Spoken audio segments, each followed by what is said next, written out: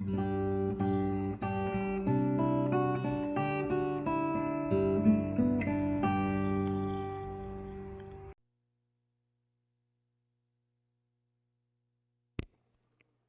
amados irmãos, vamos abrir a palavra de Deus em Atos, no capítulo 20.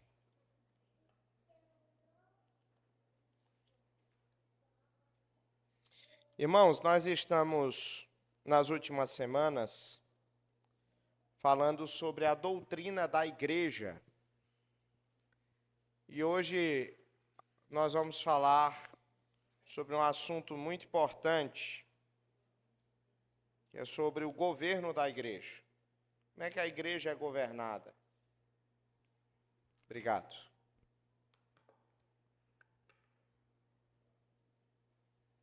Atos, capítulo 20, versículo 28.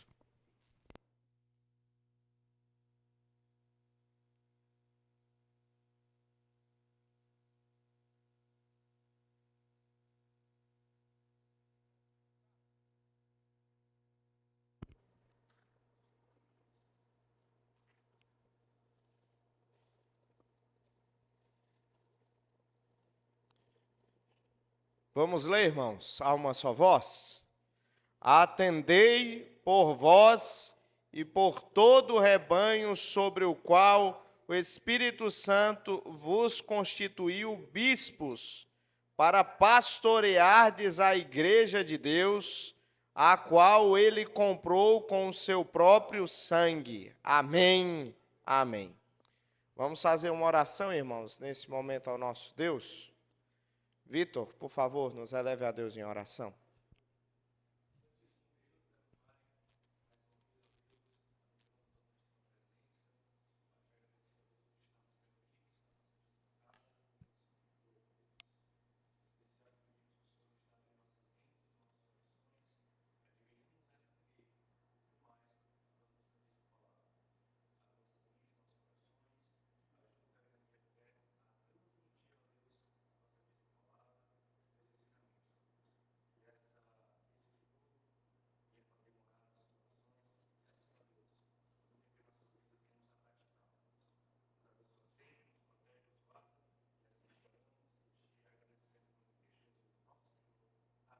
Amém.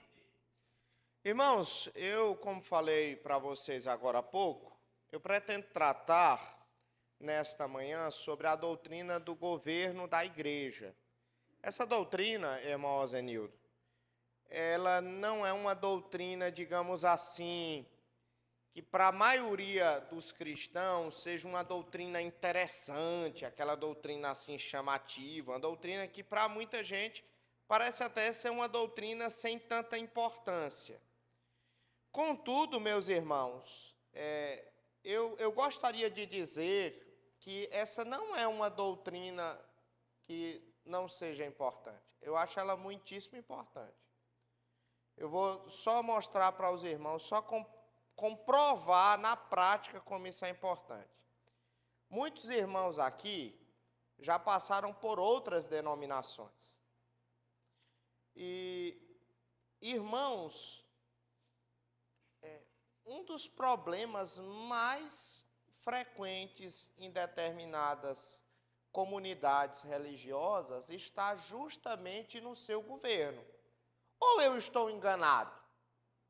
Ou eu estou enganado? Meus irmãos, parece assim, que a igreja parece que, às vezes, tem até uma unidade no culto e tudo mais, mas algumas comunidades, na hora de tomar uma decisão, meus irmãos, misericórdia. Eita, irmã Adna, já dá até briga, irmã. Não é possível. Irmão fica intrigado com o irmão? Misericórdia, irmão. Aí o apóstolo Paulo diz, mas será que não existe ninguém entre vocês que possa julgar a causa? Será possível? Irmãos, esse é um assunto muito importante. Essa questão do governo da igreja é uma questão tão importante que tem dividido igrejas ao longo da história. E eu entendo, irmã Teresa, que isso só acontece por quê, irmã Teresa? Por causa que há um abandono crescente no que diz respeito ao governo eclesiástico baseado nas Sagradas Escrituras. É porque não se observa aquilo que a Bíblia diz que acontece tantas dificuldades hoje em dia no que diz respeito ao governo de igreja. Portanto, eu gostaria de dizer que ninguém durma hoje. Ninguém pode dormir nem um dia aqui na igreja, na verdade. Mas hoje, mais ainda, não pode, irmã Eliette. Por quê? Porque esse é um assunto muito importante. Ele não pode ser tratado como uma questão de preferência.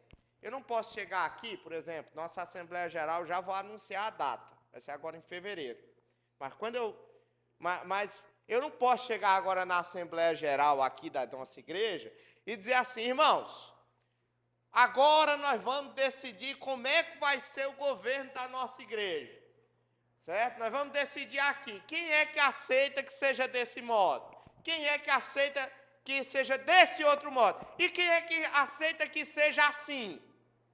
Eu não posso fazer isso, irmãos. Porque isso não é uma questão de conveniência da própria igreja. Certo? Por que, pastor, não é uma questão de conveniência da própria igreja? Porque a igreja, irmãos, não é um clube social. A igreja é o reino de Deus, irmãos. E como a igreja é o reino de Deus, a igreja tem leis que são fixadas e promulgadas pelo próprio rei, o rei dos reis e senhor dos senhores. E cabe a nós, partes constituintes desse seu reino, observar tudo aquilo que ele ordena em sua palavra, especialmente no que diz respeito ao governo da sua igreja. Porque Deus, ele deu um modo pelo qual a sua igreja deve ser governada, certo? Isso está claro na Bíblia. Tá claro, mas assim, nem tudo é expressamente dito. A Bíblia não entra em tantos detalhes também. Por exemplo, a Bíblia não diz quantas vezes, por exemplo, o grupo de presbíteros ele deve, por exemplo, se reunir no mês. A Bíblia não diz. Silencia no que diz respeito a isso. Aí isso é uma questão de conveniência. Mas no que diz respeito a quem governa, o modo como governa, a Bíblia é muito clara no que diz respeito a isso. E eu gostaria de hoje tratar desse plano geral de Deus para o governo da sua igreja. Ok, meus irmãos? Ok? Até aqui está claro? Muito bem, vamos então entrar. Irmão Zenilton, via de regra, irmã Eliette, existem 3 modelos de governo de igreja. Certo? 3. Existem ramificações disso, mas todas essas ramificações, elas partem de quê? De 3 modelos básicos, irmão Ricardo. Primeiro modelo, irmão Ricardo, é o modelo chamado de modelo episcopal. O que é o modelo episcopal? Vamos lá, irmãos. Qual é o modelo episcopal? O modelo episcopal, irmão Ricardo, diz que somente uma pessoa governa sobre a igreja. Certo? É o episcopo. Ele é que governa sobre a igreja. Quem é que tem esse modelo? Esse modelo, ele é o modelo, via de regra, da Igreja Católica Romana. A Igreja Católica Romana diz, por exemplo, quem é que manda lá na paróquia? Quem é que manda lá na paróquia, irmãos? Quem é? É o padre. O que o padre disser, está dito. Todo mundo tem que obedecer. Certo? Não foi? Não é assim? Pois bem, aí, depois do padre, aí lá na paróquia, tem a diocese. Quem é que manda na diocese? É o bispo, irmãos. O que o bispo disse ali, todo mundo que está debaixo dele tem que obedecer. Inclusive os padres. Entenderam? E assim sucessivamente, até chegar lá no Papa. Que o Papa diz a Igreja Católica Romana, né? Eles advogam isso, é o sumo pontífice. que ele não apenas ele governa sobre a igreja, ditando as ordens da igreja, mas diz inclusive aquilo que a igreja deve crer. Ele toma o lugar de Cristo nesse sentido, certo? Por exemplo, recentemente o Papa Francisco, isso aí é conhecido de todos os irmãos, ele agora autorizou que agora pode os padres abençoar uniões homossexuais, né? Foi notícia no mundo inteiro, né? Houve lá embaixo muitos padres, muitos bispos e até cardeais mais conservadores que se levantaram contrários a essa decisão. Mas, coitado, não pode fazer nada. Por quê, irmão Ozenildo? Porque eles são todos subordinados, tá? Então, esse é o modelo episcopal. Ah, é só a igreja católica que é desse jeito? Não. Tem muitas igrejas ditas evangélicas que é desse jeito também. Não tem umas igrejas que quem manda é o pastor, que o pastor é dono de tudo? Né? Não tem? Vocês conhecem igrejas assim? Liga a televisão. Né? Quem é o dono, por exemplo, da Igreja Universal?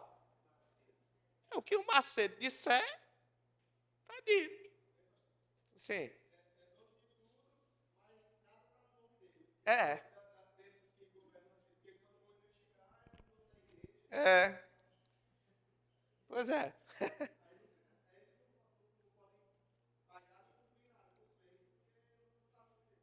Pois é. Então, esse é o sistema episcopal. O sistema episcopal, irmão Isaías, somente um governa sobre a igreja. Certo? Aí tem um segundo tipo de governo, irmão Joaquim.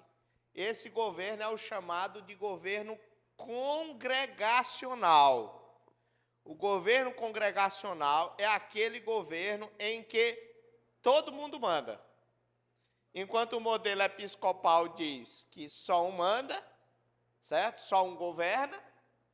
O governo congregacional é toda a congregação que governa, certo? Ok? Exemplo disso, a Igreja Batista, por exemplo, a Igreja Batista é desse jeito. Aqui nós temos alguns irmãos que professaram a sua fé e foram batizados, inclusive, na época, em Igreja Batista.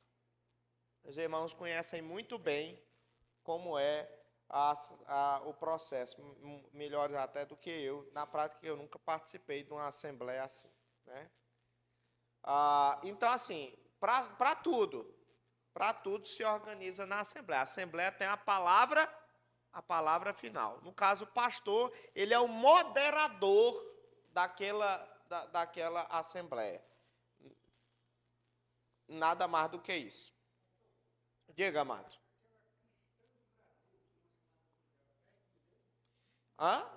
Se ela... Então, de acordo com a Congregação Cristã do Brasil, ela não é nem episcopal, nem congregacional. Ela, na teoria, é anarquista. Ela diz assim, não, quem governa sobre nós é o Espírito Santo. Mas, obviamente, a gente sabe que não é bem assim na prática, né? Porque, no final das contas, a decisão cai sobre o ancião da igreja, né? Muito bem. Então, esse é o sistema batista. Qual é o sistema batista? O sistema congregacional. A Assembleia de Deus, historicamente, também é assim. Historicamente. Não sei se na prática acaba sendo desse jeito, não sei. Mas, historicamente, a Assembleia de Deus é para ser o quê? Um governo congregacional. Ok, meus irmãos? Acho que na prática acaba não sendo, infelizmente. Eu já escutei isso, irmão Joaquim, que na prática muitas vezes acaba não sendo. Mas em tese é para ser. É mesmo, irmão Joaquim? Irmão Ozenilton. Em tese é para a Assembleia, para decidir as coisas na igreja, Assembleia de Deus. Certo? É para decidir tudo, irmãos. Tudo, tudo, tudo, tudo. Por exemplo, nessa semana, nós tivemos uma reunião lá do nosso conselho. Nós iniciamos 7h30 da noite, fomos para meia-noite praticamente, tratando sobre vários assuntos de planejamento. Se fosse numa. E é porque é poucos presbíteros, né? Imagina se fosse escutar todo mundo que fosse falar, né? Diga.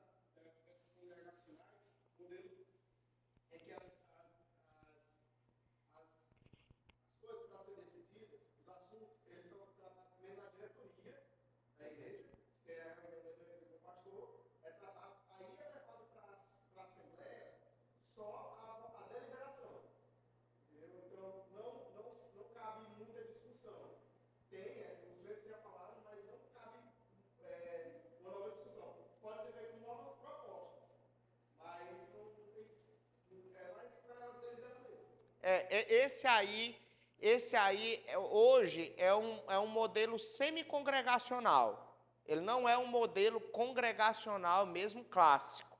O modelo congregacional clássico, os assuntos são tratados no âmbito da igreja, né?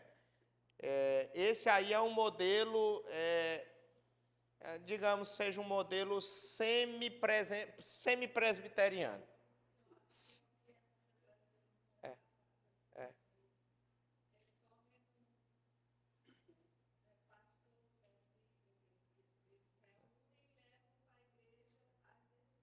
Pois é.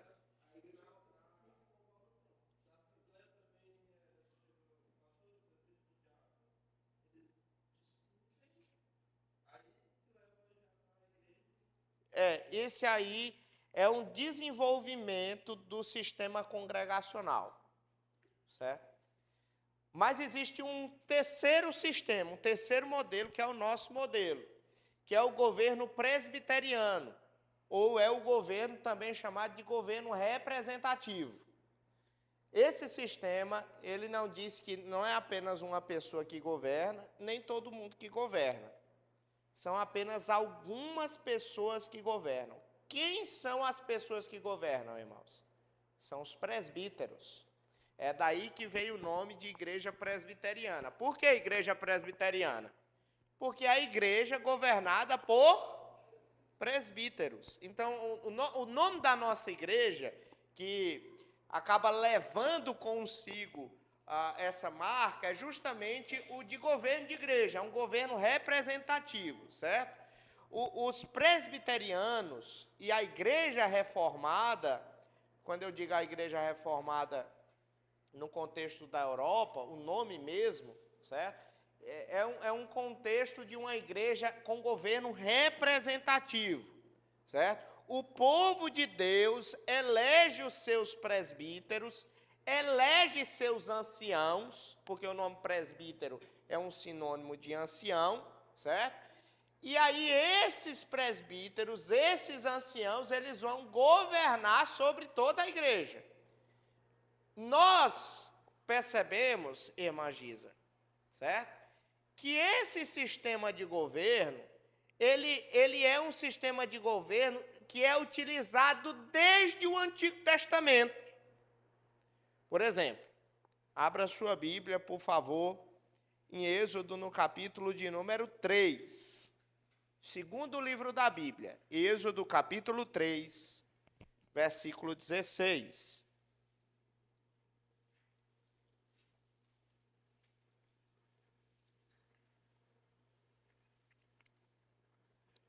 Êxodo, capítulo 3, versículo 16. Muito bem.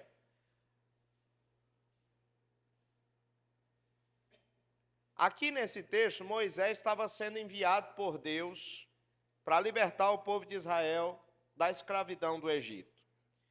E aí veja só o que Deus instruiu a Moisés, em Êxodo 3, versículo 16. Ele diz assim: ajunta os anciãos de Israel e diz-lhes o quê? O Senhor, o Deus de vossos pais, o Deus de Abraão, de Isaque e de Jacó, me apareceu dizendo. Aí, até aqui. Aqui Deus está dizendo que Moisés, ele não deveria ir, Nayara, falar com todo o povo. Não. Ele ia ter que falar com quem, Nayara? Com os anciãos. Por que, Nayara, falar com os anciãos e não com todo o povo? Por que, Nayara? Era por causa que justamente os anciãos eram que lideravam o povo. No Antigo Testamento você vai perceber que as decisões que eram tomadas no âmbito do povo de Israel, quem era que tomava essas decisões? Eram os anciãos. O pessoal lá não consultava todo mundo, não. Os anciãos, que no Novo Testamento vão ser chamados de presbíteros, essa palavra presbíteros é uma palavra grega, certo? Ela vai ser exatamente essa palavra que vai ser utilizada no Novo Testamento para designar essas figuras, certo? E a gente vai perceber que aquilo que acontece no contexto do Êxodo vai se repetir em todo o Antigo Testamento. Vamos lá. Abra sua Bíblia em Números no capítulo 11. Números no capítulo 11. Quarto livro da Bíblia.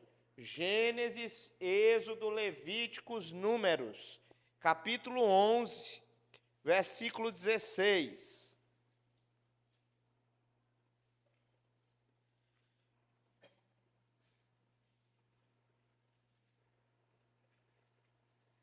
Muito bem, aqui é Deus dando ordem a Moisés. Moisés estava achando o fardo, irmã Nayara, muito pesado, no que toca ao governo do povo de Israel. Aí, olha só o que Deus mandou Moisés fazer. Lê, irmão Joaquim, aí para nós. Número 11, 16.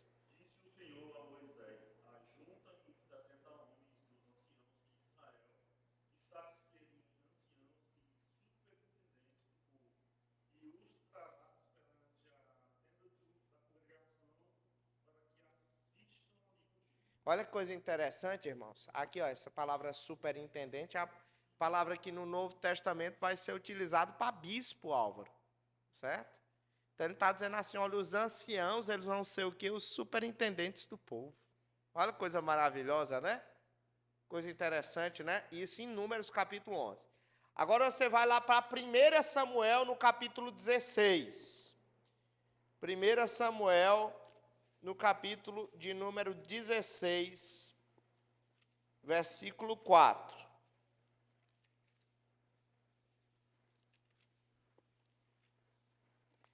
Samuel, capítulo 16, versículo 4. Bem, Samuel aqui está indo ao encontro de Jessé e ele vai até Belém. Quando ele chega lá em Belém, olha o que é que acontece. Fez, pois, Samuel o que dissera o Senhor e veio a Belém. Saíram-lhe ao encontro, quem, irmãos? Tremendo e perguntando, é de paz a tua vinda? Por que os anciãos da cidade foram, irmãos? Porque eles eram quem representavam o povo, né? Foram em nome do povo. Por que é que você está vindo aqui? Né? E eu quero dar o último texto, isso já no contexto pós-cativeiro, contexto de Esdras, no capítulo 5. Veja só, Esdras, capítulo de número 5, versículo 5 em diante.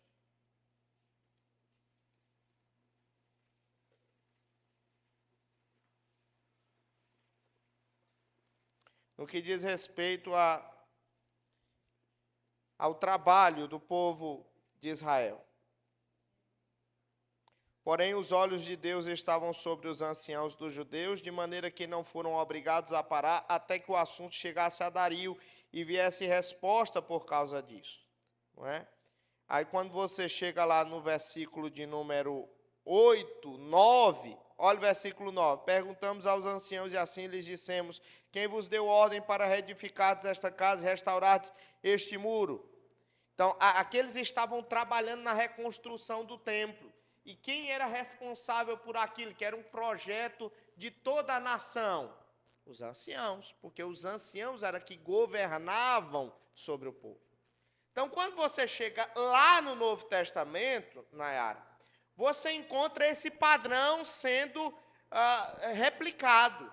No Novo Testamento, você não encontra uma novidade. Aquilo que era praticado no Antigo Testamento é praticado no Novo Testamento.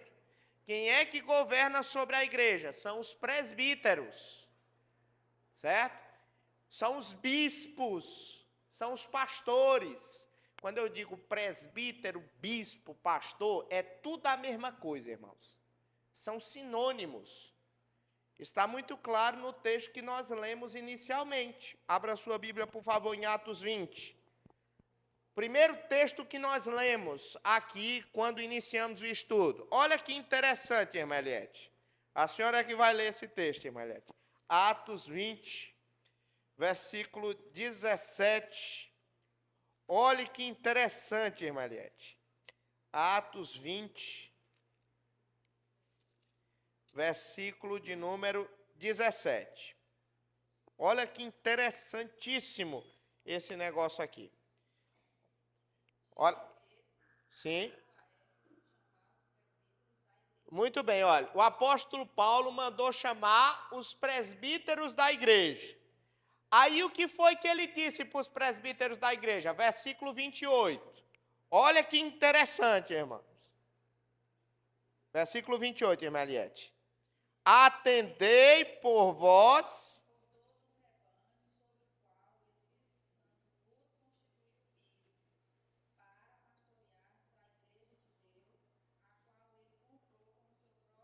Uau, Nayara, olha que coisa interessante aqui, irmã Gisa. Olha, irmã Eliette, ele chamou os presbíteros, aí ele disse assim, atentai por vós. Deus os constituiu bispos. Mas é presbítero. Não, ele disse presbítero é bispo. E aí ele disse mais, ele vos constituiu bispos para pastoreardes o rebanho de Deus. Então, olha, presbítero, pastor e bispo, é tudo a mesma coisa. Na Bíblia. Entendeu, irmã Eliette? Não, o bispo fulano de tal, ele está acima de todo. Não, isso é um modelo católico romano.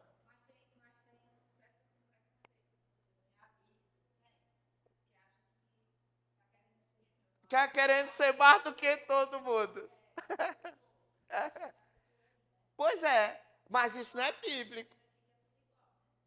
Tá aqui, não está claro, irmã Eliette? Está claro, está muito claro. Olha só 1 Pedro, só para não ficar a dúvida. Abra a sua Bíblia em 1 Pedro, no capítulo 5. Não, bispo fulano de tal. Aí ele é que manda sobre os pastores fulano de tal. Não, que história é essa? A Bíblia não faz diferença. São sinônimos, certo? 1 Pedro, capítulo 5, versículo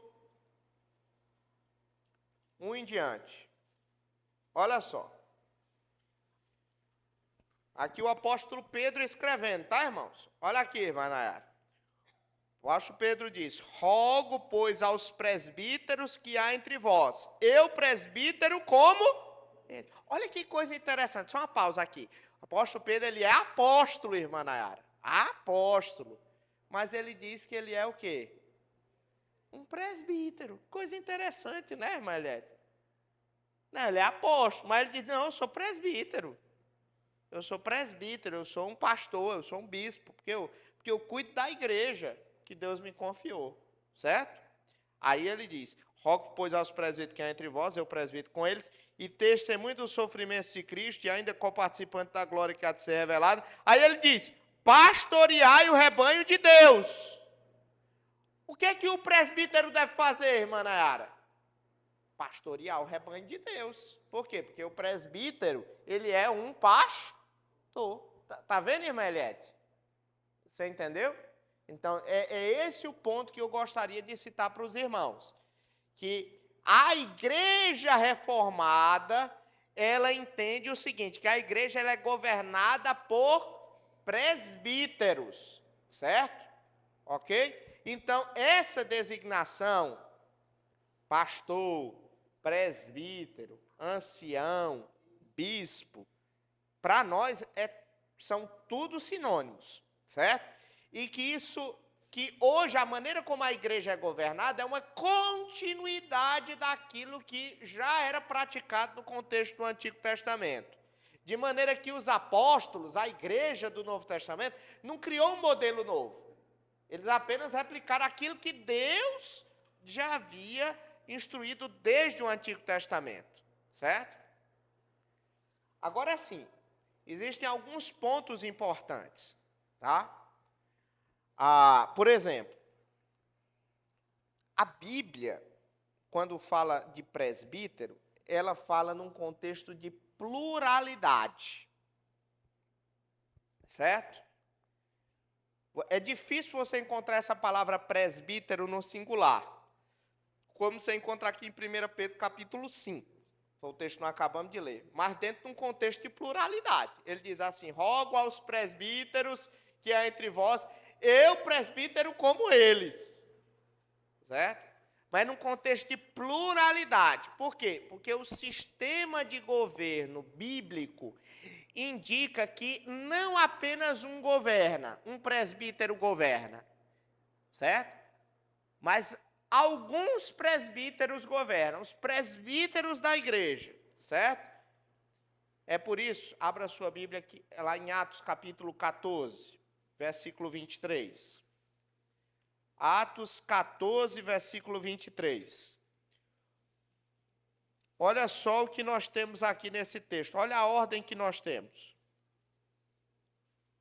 Olha aqui, Atos 14, versículo 23.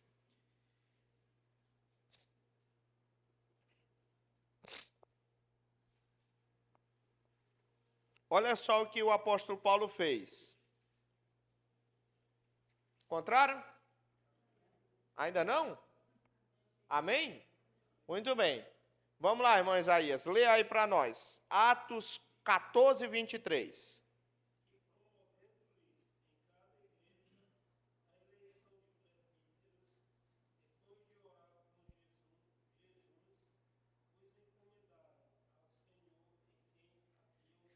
Olha que coisa interessante aqui, irmão Isaías. Diz aqui o texto da palavra de Deus que eles haviam, o apóstolo Paulo havia encomendado o quê?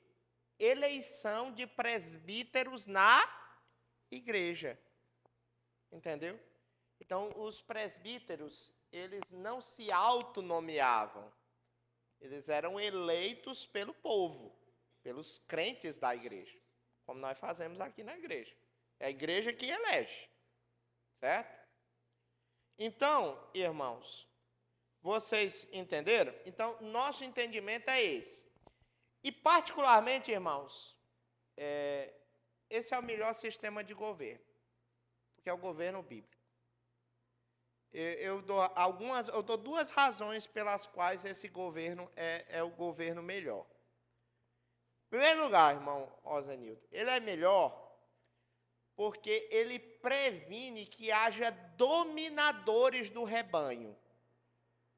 Existem algumas pessoas, irmãos, alguns pastores que agem não como pastores, mas como dominadores do rebanho, como a Bíblia fala. Gente que trata a igreja assim, de uma maneira que não é a maneira bíblica, certo? Que manda, que desmanda, e ninguém pode dizer nada, ninguém pode falar nada. Exatamente. Exatamente. Então, esse tipo de governo, em tese, é para evitar esse tipo de coisa. E também, por outro lado, irmã Eliette, é muito bom, porque às vezes, irmã Eliette, nem todo mundo tem a sabedoria para tratar de determinados aspectos dentro da igreja. Não pode, irmãos. Tem algumas coisas, olha, irmãos, tem cada situação que eu, como pastor, vivo, vocês não sabem. Mas, olha, a gente tem um desafio. Irmãos, olha, ser pastor é uma arte, viu? É uma arte. É uma arte. Eu me sinto muito feliz em ser pastor, mas assim, às vezes é difícil mesmo, irmão Zenildo. É difícil. E às vezes, irmãos, o indivíduo, aí você numa igreja, por exemplo, congregacional, numa igreja que todo mundo tem poder de voto, tudo mais, aí a pessoa, às vezes, irmãos, diz uma opinião no calor da emoção, e às vezes o negócio está acalorado, e aí ganha no grito. Ganha no grito o voto, certo? De todo mundo, e a decisão, às vezes, é uma decisão desastrosa. Eu tenho muitos amigos pastores batistas, especialmente dentro do contexto lá do meu mestrado, do meu doutorado, conheci vários. Aqui eu tenho alguns poucos amigos pastores batistas. Mas eu sempre falo para eles, eu chego para eles e digo assim, olha irmãos, é o seguinte, eu queria dizer para vocês que ser pastor é uma arte. Mas olha, vocês, pastores batistas, vocês são artistas mesmo, viu? No sentido pleno, que eu não sei como era que eu governaria uma igreja congregacional, não. É muito difícil, irmãos. É muito difícil. Eu, quando fico pensando em algumas pautas que a gente trata no âmbito do conselho da igreja, que não é fácil, eu digo, tratar esse âmbito dentro do contexto da Assembleia. Por exemplo, irmão, disciplina eclesiástica. Exclusão de membros de igreja. Meus irmãos, que situação. Às vezes uma pessoa peça ser excluída da igreja. Aí tem alguém da família que toma as dores e usando aquilo como se fosse uma coisa particular. Às vezes a pessoa está vendo toda errada. Vendo o pecado e tudo mais. E aí tem alguém da família que acha que aquilo é uma coisa particular. Aí os membros da igreja ficam com medo de dizer alguma coisa e os membros daquela família se voltar contra. Aí o que é que vocês acham? Como é que fica a igreja desse jeito? Mas é uma bagunça. Ou eu estou falando uma coisa que não seja realidade? É isso que acontece. Hoje à noite nós vamos excluir algumas pessoas. Vamos anunciar publicamente para os irmãos. Não, aliás, hoje de manhã, vou anunciar para os irmãos. E à noite também. Porque a igreja, irmãos, ela precisa saber que aqui existe ordem. É preciso saber que existe ordem. A porta da igreja, irmãos, de entrada, tem que ser menor do que a porta de saída. A porta de saída tem que ser maior, sabia? Deus não habita. E mesmo tomando essas atitudes rígidas que nós tomamos, a igreja não deixa de crescer para a glória de Deus. Porque aqui a igreja é séria. Se a gente quisesse fazer um negócio assim, à vontade, essa igreja estava maior, viu? Mas não sei se estava maior de crente, não. Talvez tivesse maior de descrente. A gente não pode, irmãos. Não pode tomar esse tipo de atitude, não. Exatamente. Exatamente. Certo? Outra coisa, irmãos. Outra vantagem. Imagine só uma igreja episcopal. Irmãos, é trabalho demais. Para uma pessoa só fazer tudo numa igreja, é muito difícil. Mas aí, se você tem vários presbíteros, alguns presbíteros, eles podem, de alguma maneira, unir as suas qualidades, os seus dons, em prol da causa da igreja. Por exemplo, um presbítero, que é o presbítero geral, na igreja presbiteriana faz diferença entre presbítero docente e presbítero regente. Tem um presbítero que é o presbítero docente, que é o que prega, que é o que ensina. Esse tem habilidade para pregar, para ensinar. No caso aqui da igreja sou eu. Certo? Que geralmente as pessoas chamam de pastor. Mas na igreja reformada, presbítero docente, pastor, mesma coisa. Aí tem um presbítero regente, que é quem geralmente chama de presbíteros, né? Esses são responsáveis geralmente por quê? Por a questão da administração da igreja. Mas não apenas da administração, eles também são responsáveis por cuidar da igreja, pastorear a igreja, né? Então, às vezes você pega um presbítero com determinada qualidade, aí tem outro presbítero que tem outra qualidade, de outra qualidade, aí junta a qualidade de todo mundo para atender a necessidade da igreja, né? Não fica o fardo pesado, irmão Azenilton, só sobre uma pessoa.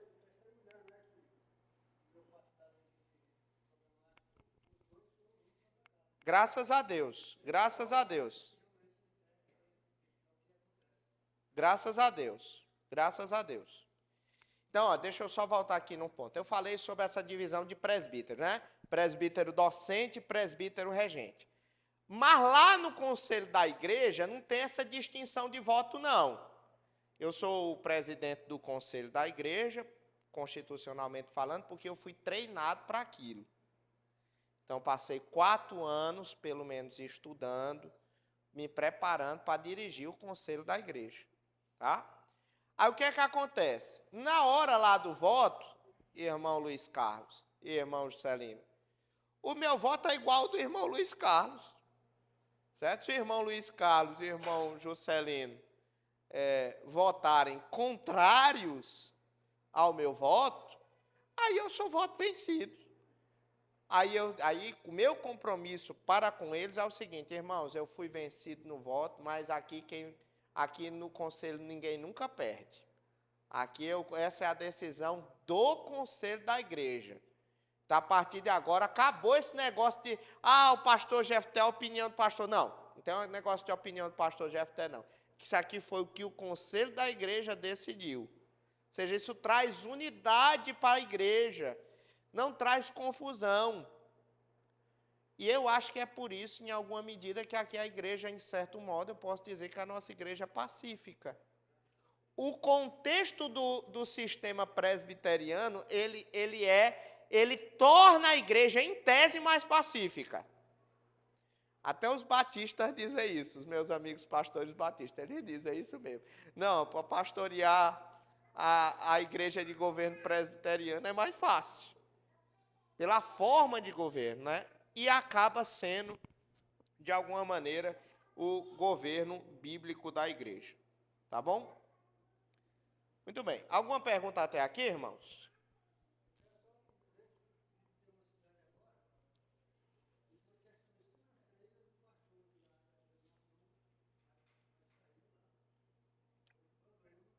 É a sua cidade lá, como é o nome? Canto do Buriti. Em março, nós estamos abrindo um trabalho presbiteriano em Canto do Buriti. Em março. Sob ontem, pelo presbítero aí. Estamos abrindo lá um trabalho em março. Né?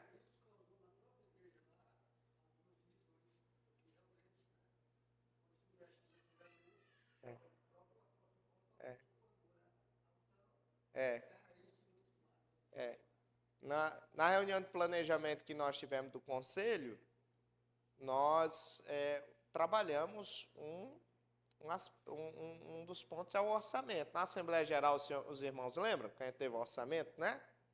A gente demonstra o orçamento da igreja, né? Então, é tudo direitinho. Naquele sentido, a igreja, o conselho da igreja, ele aprova e os irmãos, eles tomam conhecimento. Certo? Aí, na Assembleia Geral, os irmãos têm possibilidade até de se expressar, certo? E emitir a sua expressão sobre aquele orçamento. Mas não tem poder de voto. Certo? Pode perguntar, pode expressar a sua opinião, não tem dificuldade nenhuma. Mas não pode, não tem poder de voto. Tá? Muito bem. Então, o que eu estou defendendo até aqui, irmã Nayara, é que a forma de governo bíblica é a forma presbiteriana. Mas viu, irmão Joaquim, para que o governo bíblico presbiteriano seja implementado bem, é necessário presbíteros qualificados. A Bíblia é muito clara no que diz respeito a isso. Porque presbíteros não qualificados, em vez de ajudar a igreja, faz atrapalhar a igreja. Abra a sua Bíblia, por favor, lá em 1 Timóteo, no capítulo 3. E eu trabalhei muito isso aqui com a igreja. Muito mesmo. Quando foi para a eleição de presbítero, trabalhei aqui, fiz estudo por cima de estudo, para que os irmãos entendessem esse princípio da palavra de Deus. 1 Timóteo, capítulo 3.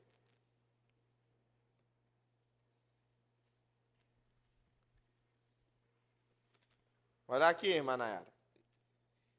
Olha só, irmã Gisa. 1 Timóteo 3, versículo 1. Todos os irmãos encontraram? Amém? Olha só. Fiel é a palavra. Se alguém aspira ao episcopado, então, que episcopado é esse aqui, irmãos? É o presbiterato, ao pastorado, certo? São sinônimos, a gente já viu que o bispo, presbítero, pastor é a mesma coisa, tá? Então, se alguém almeja, se alguém quer ser presbítero, pastor, bispo, excelente obra, almeja. Está dizendo, olha, quem quer ser pastor, rapaz, é uma coisa boa, é uma coisa boa. Excelente obra almeja. Contudo, entretanto, porém, todavia, versículo 2, é necessário, portanto, que o bispo seja irrepreensível. Vamos lá, irrepreensível. O que é irrepreensível? É a pessoa que não tem pecado? Não é? Todos nós somos pecadores, a começar que esse que vos fala. Mas ele não pode ter uma mancha no caráter que seja uma coisa que seja vista notória aos olhos da sociedade e da comunidade. Se ele for digno de repreensão, certo? Apontar, por exemplo, pastor Jefté, não, pastor Jefté é meu pastor, mas ó, todo mundo sabe que ele é assim, assim, outro. Ah, meus irmãos, não dá para ser pastor, não. Não, pastor Jefté é pastor, ele quer ser pastor, mas no campo de futebol, rapaz, ele é cabeça quente. Ele, ó, do pescoço para baixo é canela. Não. Não, o fulano de tal quer ser presbítero, mas fulano de tal não paga quem é vivo. Não pode ser presbítero, irmãos. Não pode.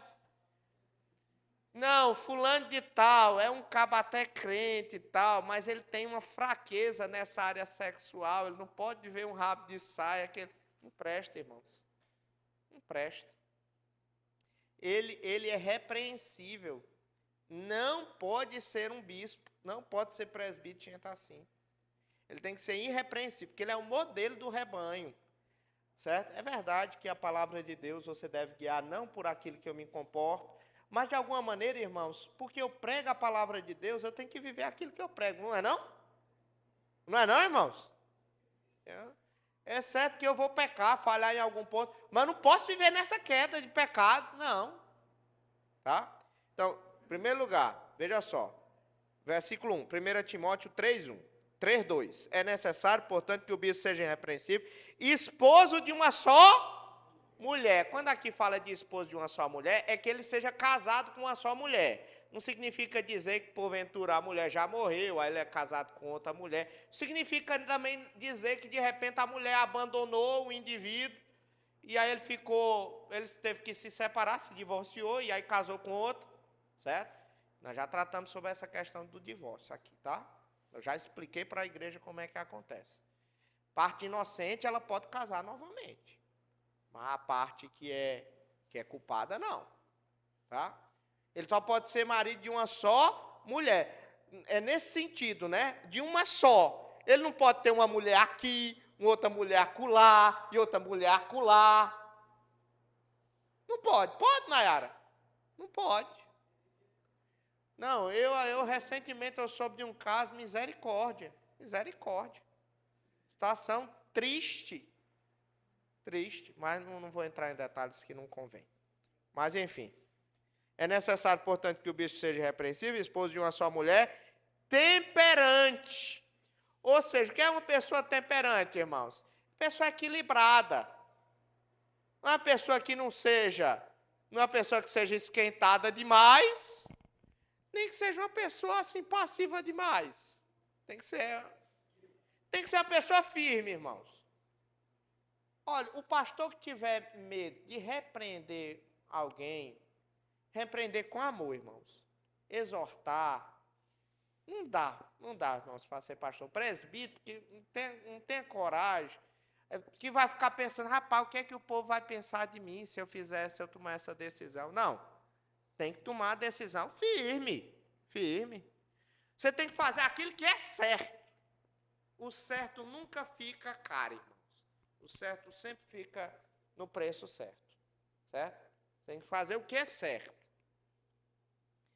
Aí diz mais o texto, ele tem que ser sóbrio. O que é sóbrio, irmãos? É uma pessoa que reflete, né? Que sabe refletir. No versículo seguinte, assim, não dá a muito vinho, ou seja, não pode ser cachaceiro. Quem já pensou, irmãos? Camarada marquei uma reunião do conselho. Aí o presbítero chega lá na igreja tomado de vinho. Aí a decisão que ele tomar, meu Deus do céu. Né? É um negócio muito sério. Continue aí, ó.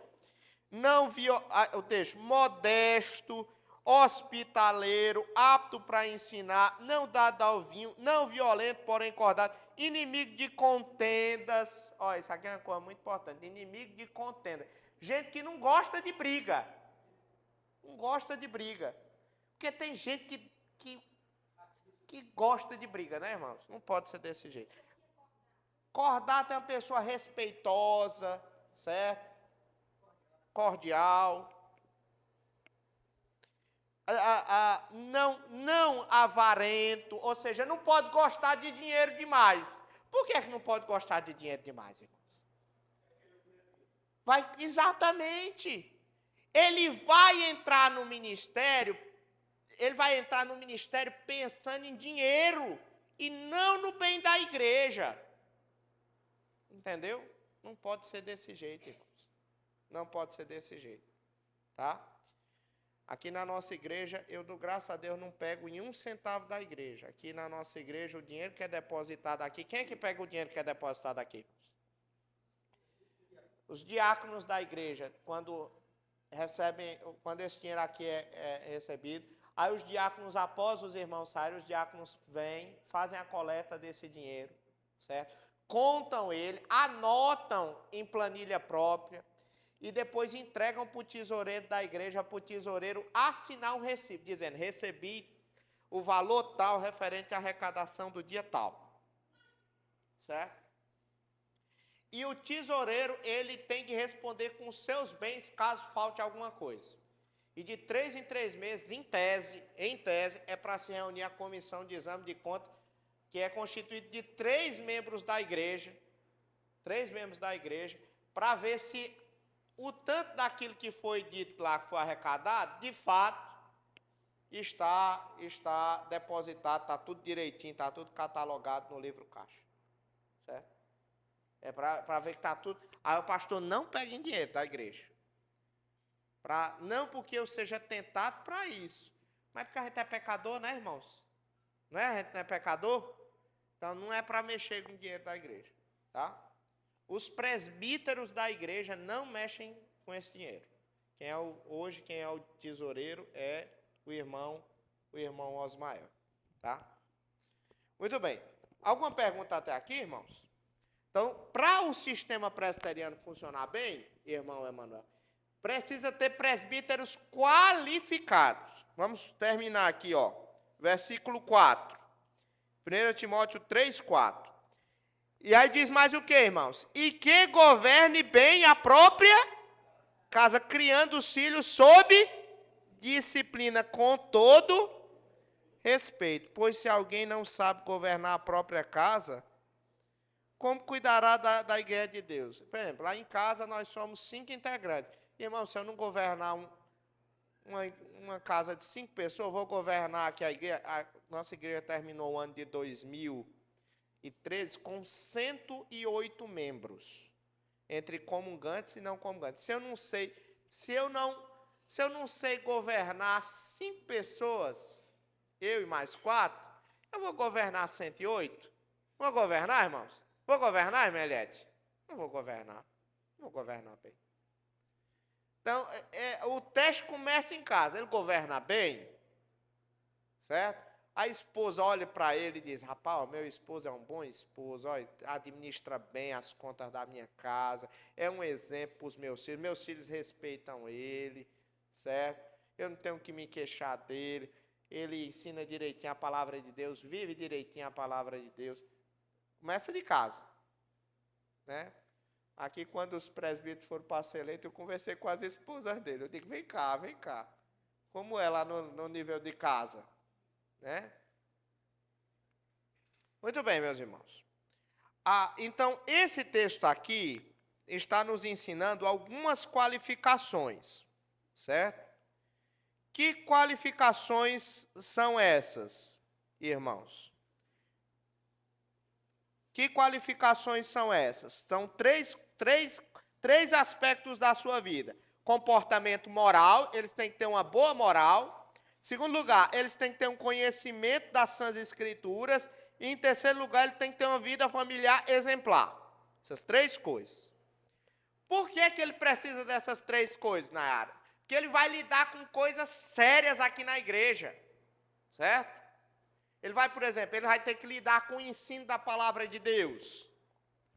No meu caso, né? Eu ensino a palavra de Deus. No caso dos presbíteros, regentes, eles vão ter que analisar a minha pregação para saber se eu estou pregando heresia ou não. Se eu estiver pregando heresia, para eles me tirar daqui.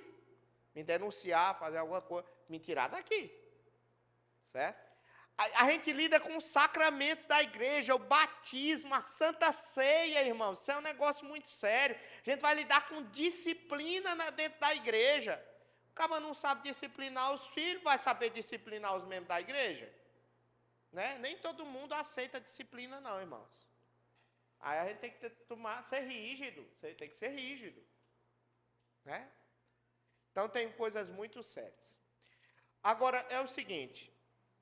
Irmãos, no que diz respeito a isso, no que diz respeito a esse ponto, versículo 6, aí eu quero já ir para o final. Tudo isso pode ser resumido no versículo 6, é um teste, tá? Leia comigo, todo mundo, vamos ler. Não seja neófito para não suceder que se ensoberbeça e incorra na... Olha, irmãos, isso aqui é uma coisa muito importante, irmão Joaquim. Viu, irmão Ricardo? Essa é uma coisa muito importante.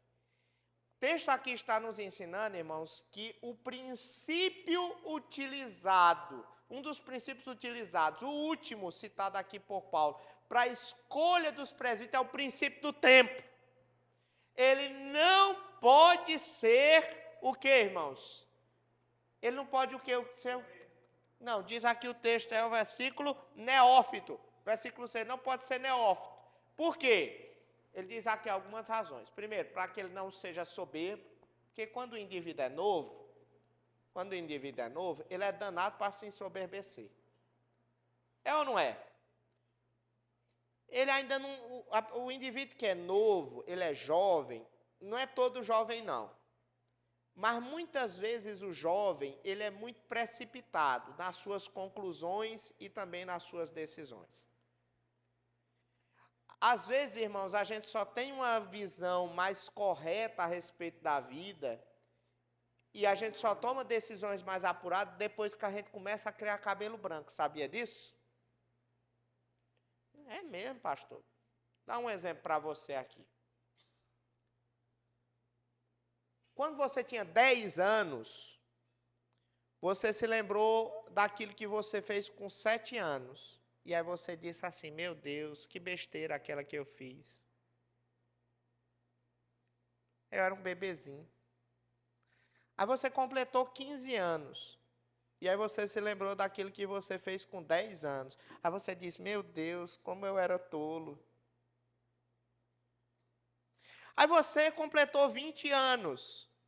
Aí você lembrou daquilo que você fez com 15. Aí você procura um buraco para esconder a cabeça. Você diz, meu Deus, onde era que eu estava com a cabeça para fazer uma besteira daquela? Aí quando você chega com 30 anos, você olha para aquilo que você fez com 20 e vai acontecer a mesma coisa. Com 40, você vai olhar com aquilo que você fez com 30 e vai se arrepender. Você já entendeu, né? Você já entendeu, né? Nós toda hora estamos aprendendo, irmãos. É só com o tempo que a gente aprende a viver.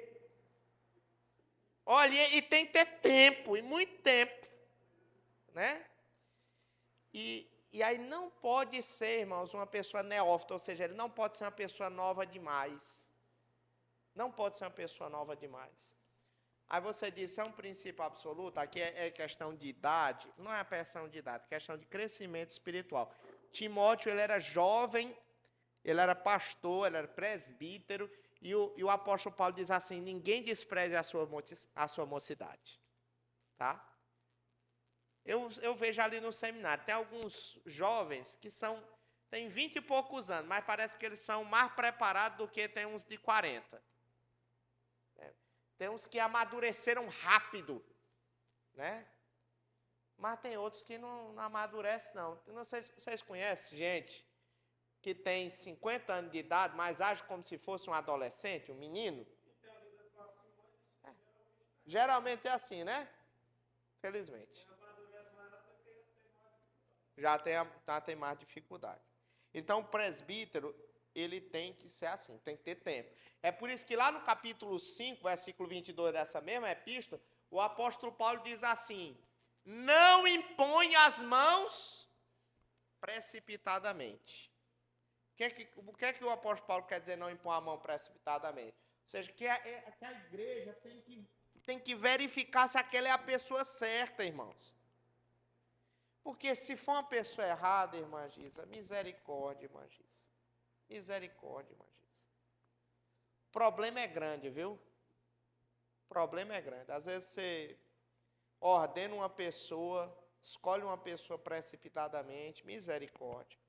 E aí a situação, ela se torna uma situação muito difícil. Até aqui, está tudo tranquilo, irmãos? Tudo tranquilo? Juliana, eu queria pedir uma coisa para minha filha. Peça lá para as irmãs demorarem mais 10 minutos, que eu vou concluir em 10 minutos. Tá?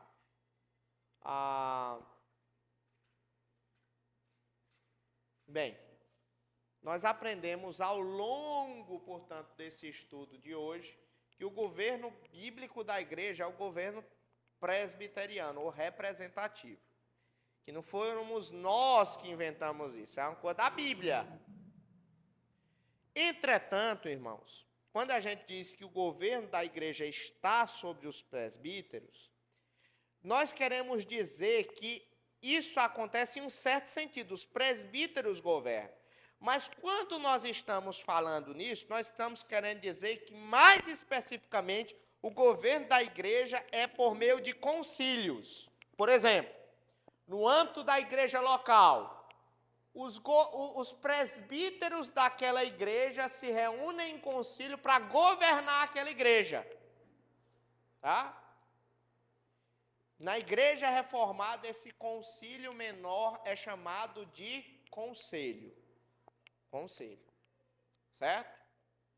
Então, o que é que os presbíteros eles fazem? Eles reúnem-se para tratar de coisas do âmbito da igreja local. Problemas da igreja local. Por exemplo, vamos dar aqui um exemplo. Vamos dizer aqui que a irmã Gisa, ela se intrigou com a irmã Nayara. Se elas não se resolverem, aí elas vão ter que ser chamadas ao conselho da igreja. O conselho da igreja vai ter que tratar esse aspecto dela, certo? Porque isso é uma coisa que compete ao âmbito da igreja local, certo? Aí vamos dizer o seguinte, vamos fazer um exemplo, outro exemplo.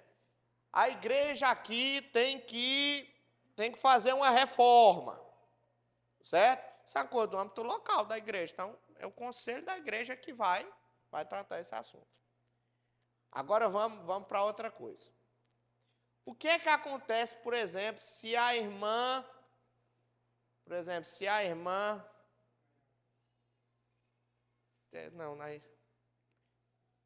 Quem é que você conhece, Nayara, lá da primeira igreja? Você conhece alguém da primeira igreja, além do pastor e dos presbíteros? Samuel Bahia? Não. Vamos dizer que o presbítero, presbítero Juscelino. Vamos dizer que o presbítero Juscelino se intrigou com o presbítero Ayrton. Aí isso não é uma coisa da igreja local, irmãos. Isso é já no âmbito acima. Eu não tenho como tratar do presbítero Ayrton. O presbítero Ayrton é membro de outra igreja. E aí? Aí não. Aí o âmbito não é o conselho da igreja, é o âmbito do presbitério. Porque o governo representativo da igreja, certo? Ele vai tratar em um âmbito, mas existem outros assuntos que não podem ser tratados dentro do âmbito da igreja local, do conselho da igreja local. Por isso que tem que ser tratado no presbitério. Porque no presbiterianismo existe um sistema de níveis progressivos de concílios superiores da igreja. Certo? Então, é assim. Tem o conselho da igreja local e em seguida tem o presbitério. Certo? Vamos dar outro exemplo aqui. Que eu citei o caso do presbítero Juscelino e do Ayrton. Mas vamos dizer aqui que de repente eu chegue aqui na igreja e tem um problema de ordem doutrinária.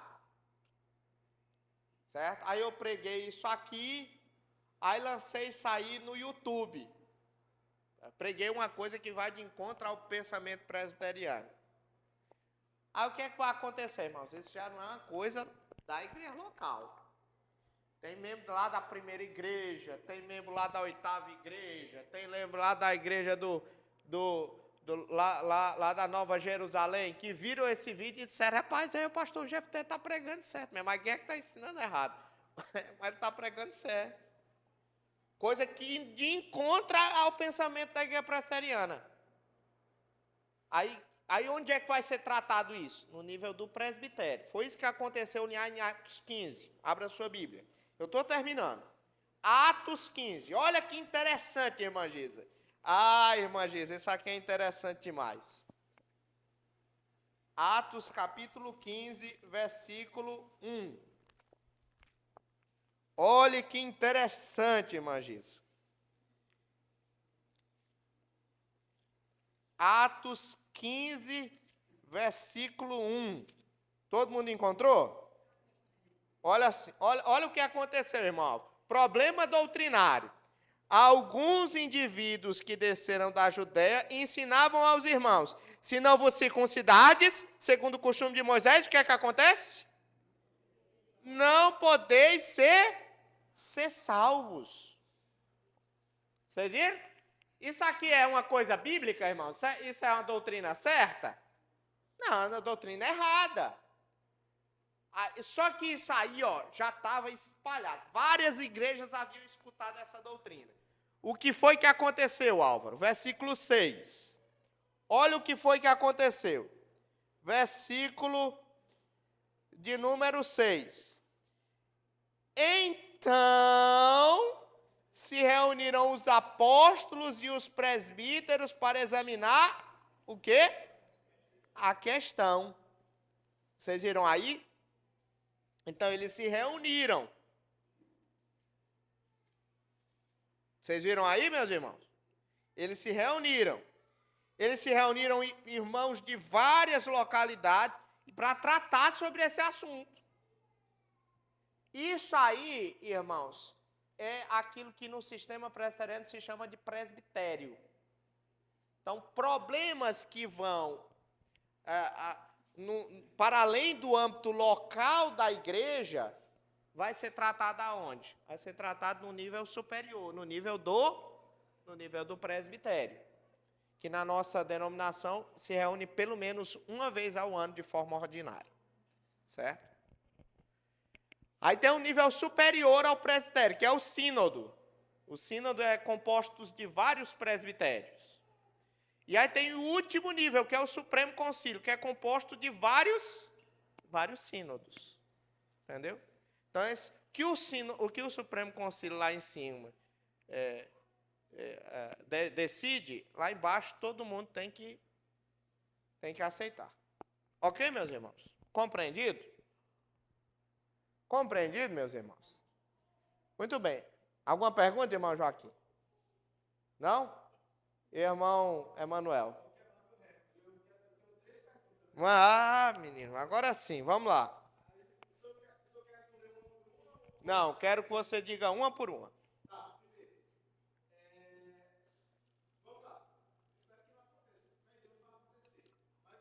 Misericórdia, é uma pergunta séria. Sim.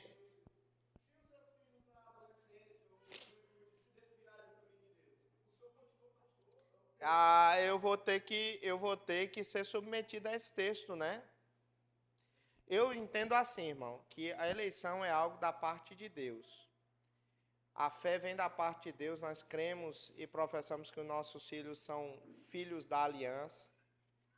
Mas assim, enquanto eles estiverem sob a minha tutoria, pelo menos nessa fase inicial da vida, enquanto eles não tiverem liberdade, eles têm que ter uma boa criação. Eles não podem ser envolvidos com coisa errada, certo? Senão isso me desqualifica. Agora, se depois, Deus o livre que isso acontecer, se depois que eles saírem de casa, eles se desviarem, eles são responsáveis por eles mesmos. A minha parte eu fiz. Todos os dias eu prego para ele, lá em casa e aqui na igreja. No culto doméstico, oro com eles, leio a Bíblia com eles. A minha parte eu estou fazendo, né? E enquanto eu tiver disposição, vigor físico, vou repreender e vou disciplinar para seguir no caminho do Senhor, né? E espero no Senhor que Deus me dê graça de vê-los tementes a Deus.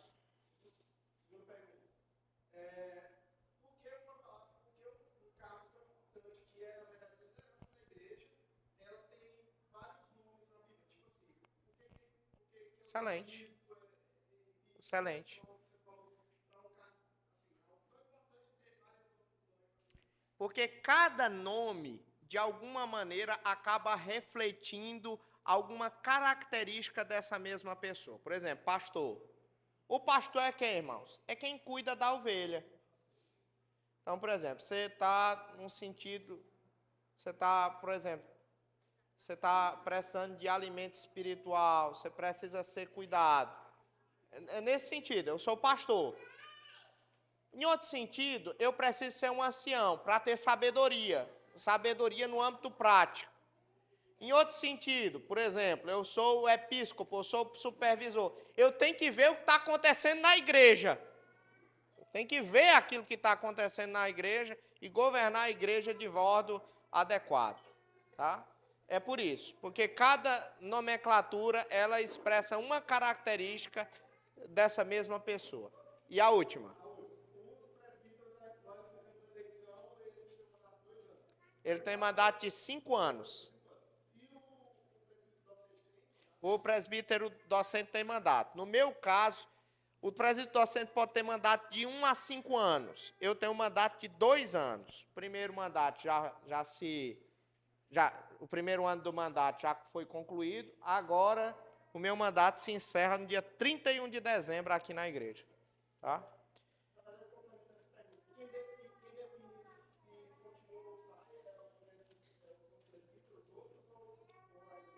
A princípio, o conselho da igreja se manifesta. O conselho da igreja pode dizer assim: Pastor Jefté, a gente deseja continuar com o Senhor. O Senhor deseja continuar conosco? Ou eles podem dizer assim: não, nós não queremos continuar com o Senhor. Aí não tem jeito. Aí se eles disserem assim: não, nós não queremos continuar conosco, pastor, nós vamos procurar outro pastor para a nossa igreja. Aí não tem jeito. Mas se ele disser assim: pastor, nós queremos continuar com o senhor quer continuar conosco? Aí eu posso dizer assim: não, não quero. Aí pronto, aí também nada feito. Mas se eu disser assim: eu quero, aí tem duas possibilidades. A primeira possibilidade, eles pedirem designação do presbitério, certo? Ou então eles pedirem eleição na igreja, certo? Dizer assim: não, nós vamos fazer uma eleição aqui na igreja do pastorado do pastor Jefté por tantos anos. Por 1 ano, 2 anos, 3 anos, 4 anos, até 5 anos. Não pode ser mais do que 5 anos. E não pode ser menos do que 1 ano. Então tem essas duas possibilidades. Pode perguntar, irmão.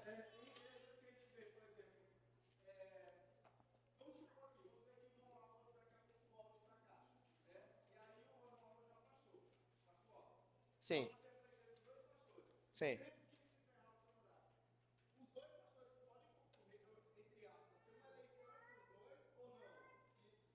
para ficar como pastor.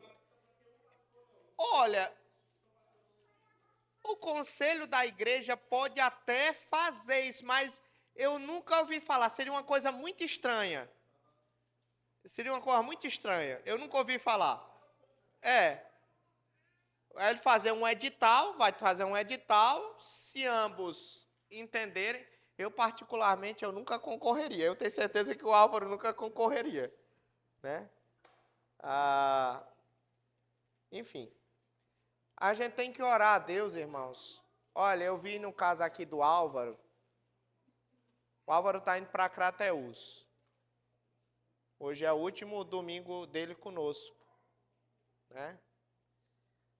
Não vamos falar muito, senão as lágrimas caem. Vamos deixar para mais tarde. Mas, irmãos, tantas igrejas entraram em contato com Álvaro para que ele fosse pastor. Várias. Mas eram igrejas que não tinham pastor, irmãos. Igrejas que não tinham pastor, não é, Álvaro? Por quê? Porque a seara é grande, mas os trabalhadores são poucos. E a gente precisa, irmãos, orar ao Senhor da seara para que Deus envie mais trabalhadores, né? Pois bem, último versículo, irmãos. Abram a palavra de Deus em Hebreus capítulo 13, versículo 17. Se o governo da igreja é um governo de presbíteros, o que é que nos ensina a palavra de Deus em Hebreus 13, versículo 17? Vamos ler todo mundo juntos. Hebreus